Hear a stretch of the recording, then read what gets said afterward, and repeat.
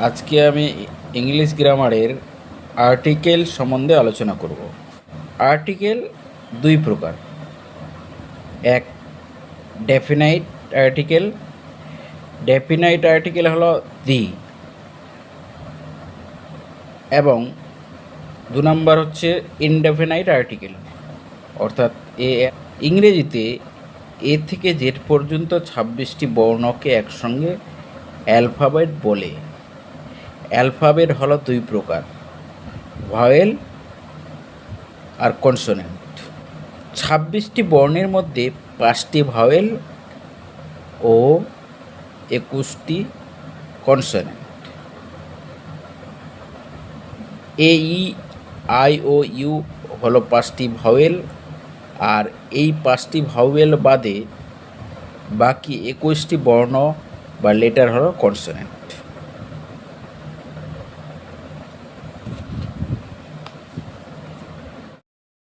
এর ব্যবহার সাধারণভাবে যে সমস্ত ওয়ার্ড কনসোনেন্ট দিয়ে শুরু হয় সেই ওয়ার্ডের আগে এ বসে।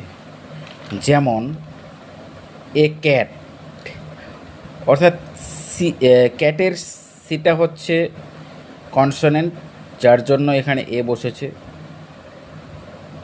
দু নম্বর, কিন্তু ব্যতিক্রম হিসাবে কোনো ওয়ার্ড যদি ভাওয়েল দিয়ে শুরু হয় এবং তার বাংলা উচ্চারণ ইউ বা ওয়া এর মতো হয়, তাহলে সেই ওয়ার্ডের আগে এ বসে।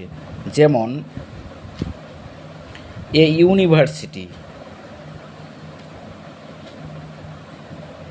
তারপরে ওয়ান রুপি নোট। এখানে ইউনিভার্সিটি উচ্চারণটা বাংলা উচ্চারণ ইউ এর মতো হচ্ছে, আবার ওয়ান রুপি নোট ওয়ার মতো উচ্চারিত হচ্ছে, বলে এখানে কি বসেছে? এ বসেছে। এরপরে এনের ব্যবহার সাধারণভাবে যেসব ওয়ার্ড ভাওয়েল দিয়ে শুরু হয় সেসব ওয়ার্ডের আগে এন বসে। যেমন অ্যান আমব্রেলা, অর্থাৎ আমব্রেলার ইউটা হচ্ছে ভাওয়েল, যার জন্য এখানে এন বসেছে। আবার দু নম্বর নিয়ম, কিন্তু ব্যতিক্রম হিসাবে যেসব ওয়ার্ড কনসোনেন্ট দিয়ে শুরু হয় এবং তার বাংলা উচ্চারণ অ, আ, হ্রস্বই এর মতো হয়, তাহলে সেসব ওয়ার্ড এর আগে এন বসে। যেমন অ্যান আওয়ার, এখানে আওয়ারের এজটা হচ্ছে কনসোনেন্ট, কিন্তু তার উচ্চারণ আয়ের মতো হচ্ছে, বলে এখানে কি বসছে? এন বসছে। আবার তারপরে অনেস্টের এজটা অয়ের মতো উচ্চারণ হচ্ছে, বলে এখানে এন বসছে। ৩ নম্বর, কোনো সংক্ষিপ্ত নাম উচ্চারণের সময় যদি ভাওয়েল আগেই উচ্চারিত হয় তাহলে সেই সংক্ষিপ্ত নামের আগে এন বসে, আর যদি ভাওয়েল পরে উচ্চারিত হয় তাহলে সেই সংক্ষিপ্ত নামের আগে এ বসে।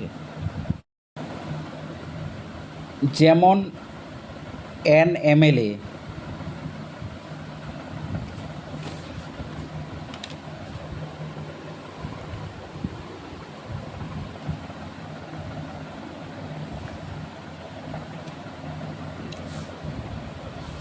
অর্থাৎ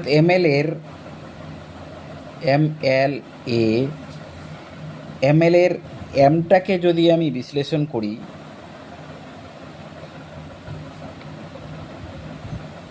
তাহলে এমের বাংলা উচ্চারণ হবে এ ম,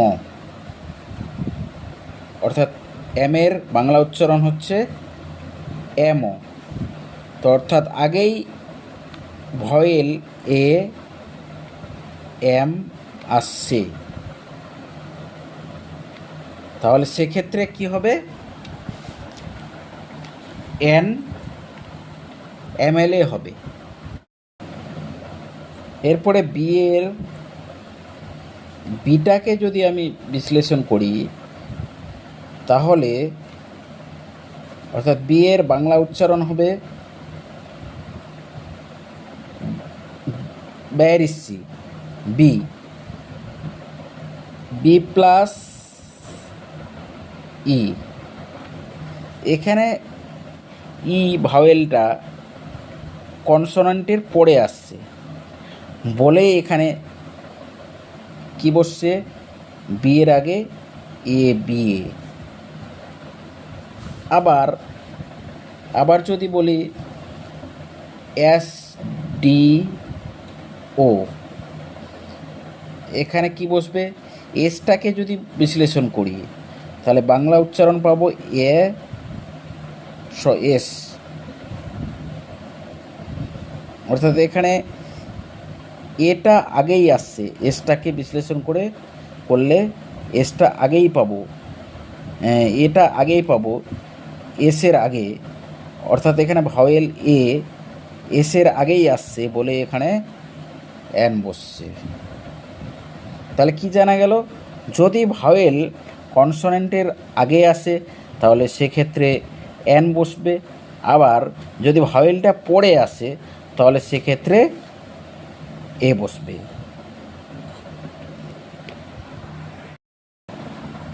এরপরে দিয়ের ব্যবহার। সাধারণভাবে কোনো নির্দিষ্ট নাম, জাতি, পশু, পাখি, কীট পতঙ্গ, পাহাড়, পর্বত, নদী, নালা, খাল, বিল, হ্রদ, সমুদ্র, মরুভূমি, পৃথিবীতে একটিমাত্র জিনিসের অবস্থান বোঝাতে ধর্মগ্রন্থের নামের আগে, সংবাদপত্রের নামের আগে, তারিখ বা দিক বোঝাতে প্রসিদ্ধ অট্টালিকার নামের আগে, ঐতিহাসিক ঘটনার আগে,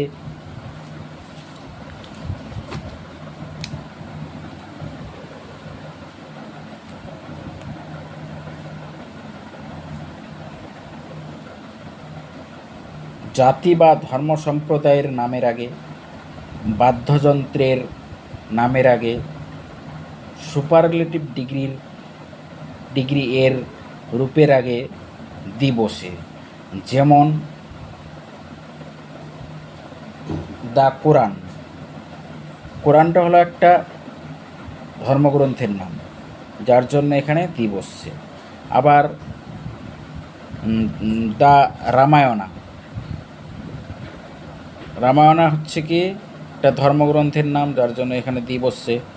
আবার সংবাদপত্রের নামের আগে দি বসবে, যেমনি আনন্দবাজার পত্রিকা একটা সংবাদপত্রের নাম, যার জন্য এখানে দি বসছে।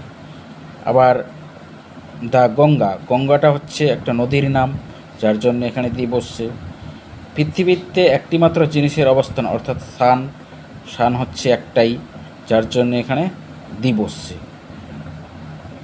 ড্যাশ দ্য তাজমহল, অর্থাৎ তাজমহল হচ্ছে একটা প্রসিদ্ধ অট্টালিকা, যার জন্য এখানে দি বসছে।